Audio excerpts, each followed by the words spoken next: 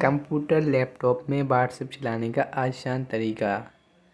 First step, सबसे पहले अपने कंप्यूटर या लैपटॉप में www.whatsapp.com वेब पते को ब्राउज़र में खोलें। इसके बाद नीचे बताए अनुसार व्हाट्सएप वेब पर क्लिक कीजिए। इससे आप व्हाट्सएप के वेब वर्जन की वेबसाइट पर चले जाएंगे। अब आपके सामने व्हाट्सएप वेब का होम पेज खुल जाएगा, जो इस प्रकार दिखाई देगा। अब आपके मोबाइल फ़ोन में इंस्टॉल व्हाट्सएप मैसेज मैनेजर पर टैप करके उसे चालू कीजिए। अब आपके सामने मोबाइल व्हाट्सएप में व्हाट्सएप खुला हुआ है।